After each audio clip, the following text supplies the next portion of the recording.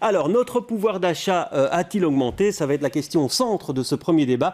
Mais d'abord, un petit tableau qui va situer l'augmentation des salaires. Ce sont des sources de Sécurex. Voilà, si vous avez un salaire mensuel brut de 2 000 euros, donc un salaire net en 2015 de 1 444 euros, il sera en 2019 avec le tax shift de 1 612 euros, presque 1 613, donc une augmentation de près de 12% de ce salaire. Vous le voyez, si vous gagnez 4 000 euros brut, votre salaire net en 2015 c'était de 2 270 euros à peu près. Il est de 2 394, ou il sera de 2 394 euros en 2019, et là une augmentation donc de 5,54%. Donc le tax shift aurait produit des effets, ou a produit des effets, c'est la conclusion de ce secrétariat social SD Works. Philippe Ledan, bonsoir. Bonsoir. Alors quand on voit cette augmentation de salaire, et c'est pour ceux qui travaillent, on a l'impression que effectivement le pouvoir d'achat a augmenté. Est-ce qu'on se trompe ou pas?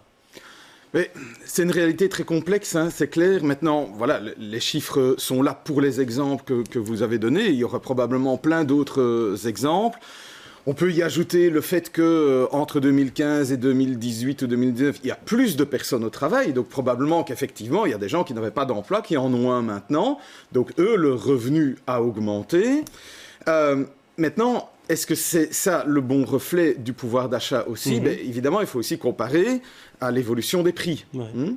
Mais je dirais que même si on compare à l'évolution des prix, alors il faut voir quelle période on utilise, mais enfin, sur les 2-3 dernières années, on aurait plutôt tendance à voir une amélioration du pouvoir d'achat, donc le revenu réel par habitant en Belgique. Ouais. Mais évidemment, encore une fois, donc ça donnerait l'impression de dire, voilà, la conclusion en termes généraux, c'est de dire, oui, le pouvoir d'achat a augmenté. Maintenant, ce qu'il faut bien comprendre, c'est que la Belgique est une réalité très complexe, très hétérogène, et que, en même temps que je dis ça, je dois bien dire que, oui, je suis certain que pour certaines catégories de personnes, le pouvoir d'achat a diminué. Oui, Bernard Bayot, bonsoir. Vous êtes directeur de Financité. Vous confirmez cet avis pour certaines personnes? On n'a pas vu les effets, finalement, de la politique budgétaire menée par le gouvernement? D'abord, il y a une nuance, je pense, essentielle à faire entre ce qui était indiqué sur le tableau, c'est-à-dire le salaire net et le pouvoir d'achat. Le salaire net évolue, c'est pour ça que le pouvoir d'achat évolue. Oui. Et pour vous, il a augmenté pour certaines catégories et diminué pour d'autres? Sur le salaire net, déjà, c'est vrai que c'est en dents de scie, c'est-à-dire qu'il y a effectivement des catégories où le salaire net poche augmente, d'autres catégories. Je pense par exemple à une personne isolée avec 2 enfants qui travaille à temps partiel 3/5, perd de l'argent en net portefeuille à la sortie du tax shift. Donc c'est quelque chose d'extrêmement variable d'une situation à l'autre. Après, il faut encore comparer évidemment avec l'évolution du coût de la vie et en particulier de tous les frais qui sont fixes et qui sont soumis à des accises ou à de la TVA, qui sont des formes d'imposition qui sont identiques pour tout le monde, que vous soyez riche ou pas. Et donc, dans le cas des carburants, en l'occurrence, puisque c'est un des sujets sur la table, eh bien voilà, que l'on soit riche ou pauvre, on paye exactement la même taxation sur les carburants, et donc ça impacte davantage des gens qui ont moins de revenus. Oui, alors justement, une question encore, Philippe Ledan, par rapport à cette augmentation des moyens disponibles, on va dire ça comme ça,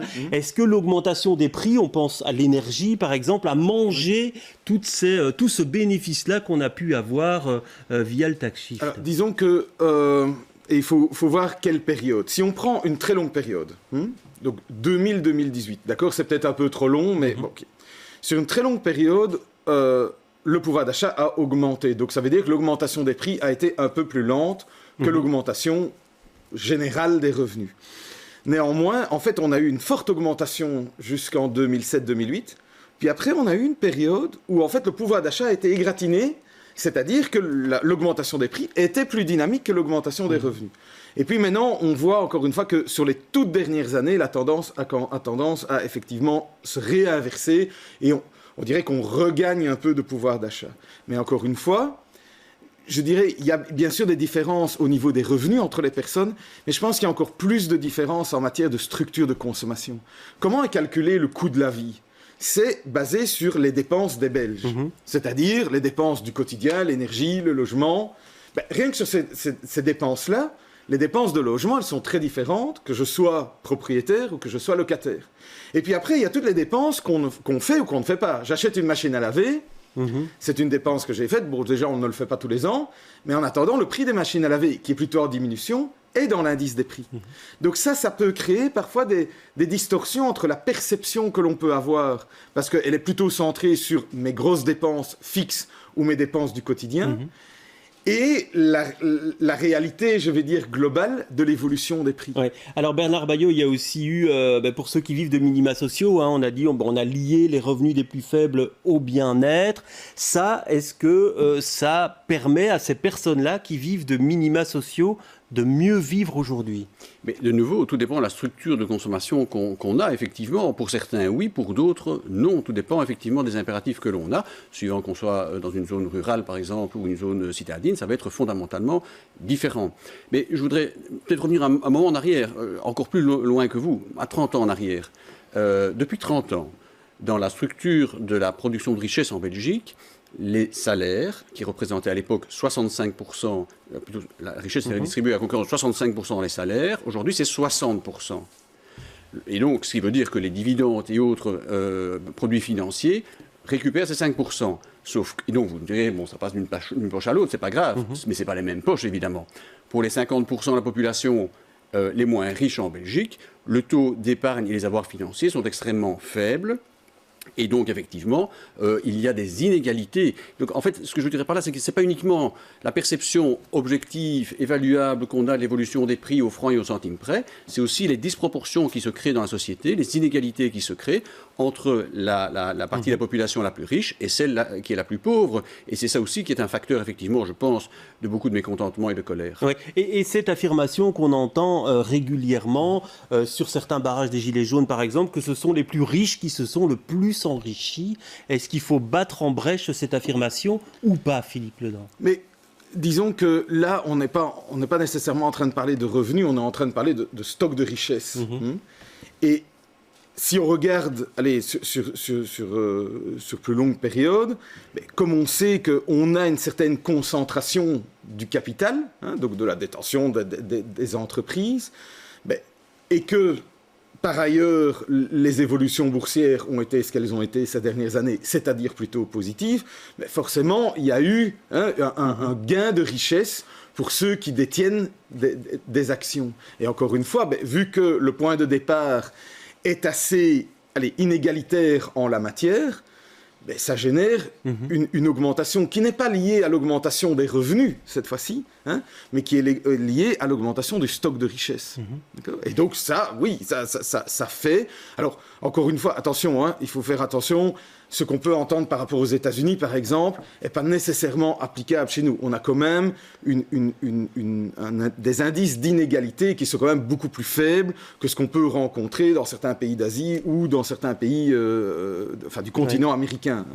Mais il se fait que, effectivement, on le sait très bien, il y a des inégalités. On a une structure très hétérogène de la population dans son niveau de richesse, dans son niveau de revenus, et dans sa structure de consommation. Ouais. Alors cette campagne électorale qui approche, elle va se faire sur cette question du pouvoir d'achat. À vous entendre, et les uns et les autres auront raison de dire oui, le pouvoir d'achat a augmenté, ou non, le pouvoir d'achat n'a pas augmenté. Non, moi je pense qu'on est devant un problème de société beaucoup plus fondamental. Votre collègue de Natixis avait titré au mois d'août 2017, donc il y a plus d'un an, peut-il y avoir révolte des salariés ?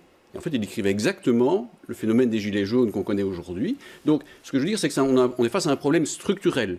Le fait que la répartition des richesses, devienne de plus en plus inégalitaire, le fait que malgré tout ça impacte les revenus, parce que lorsque les salariés ont 5% de PIB en moins chaque année, c'est 5% de moins, c'est des revenus. Et donc ça veut dire que cette inégalité-là, elle doit être prise en compte. Alors après, chacun aura sa solution politique, mais je veux dire, c'est une réalité, et malheureusement une réalité structurelle. C'est pas juste ponctuel ces dernières années. Et cette prise en compte, pour faire bref, elle doit prendre quelle forme selon vous ? Mais je pense que fondamentalement, on doit revoir effectivement la manière de redistribuer la richesse entre le capital d'une part et le travail de l'autre en Belgique. Et ça passe notamment par une réforme de la fiscalité pour prendre en compte l'ensemble des facteurs de production. Ouais, Philippe Ledan, vous êtes sur la même longueur d'onde par rapport à ce que vient de dire M. Bayot? J'y ajouterais, moi j'ai toujours tendance à dire, attention, la fiscalité ne règle pas tout. Hein. Il faut par ailleurs qu'il y ait une réforme de la fiscalité, pas de souci. Mais enfin, il ne faut pas s'attendre à ce qu'une réforme de la fiscalité fasse que tout à coup tout va bien. Hein. Il faut aussi qu'on ait plus de gens qui travaillent, plus de fleurons, plus d'exportation, plus de capacité à générer de la valeur ajoutée. Après, la réforme de la fiscalité, c'est comment on peut mieux répartir le gâteau. Mais n'oublions pas qu'il faut d'abord le cuire, le gâteau. Ouais, Bernard Bayot. Oui, sauf que si comme c'est le cas aujourd'hui, on est dans des travaux, des emplois flexibles à basse plus-value, eh bien c'est absolument pas attractif. Et donc il faut véritablement augmenter l'attractivité du salariat en Belgique, du travail et relancer la machine dans une conception beaucoup plus égalitaire en termes de redistribution du. Et donc sur la qualité de l'emploi créé, ça doit aussi être pris en compte. C'est évidemment, c'est important parce que c'est ça qui crée bon, on sait, il y a de nouvelles formes d'emploi avec des nouvelles formes d'activité. On ne va pas revenir sur l'économie de plateforme et autres, qui ne trouvent pas bien sa place, hein, d'ailleurs, dans les structures sociales, ce qui est logique, hein, puisqu'on a des structures sociales qui normalement, sont pas très flexibles. Mais il y a aussi une réflexion par rapport à ça, parce que, effectivement, des emplois qui ne créent pas, ou qui sont à très basse valeur ajoutée dans les structures sociales que l'on a, c'est pas hyper bien compatible.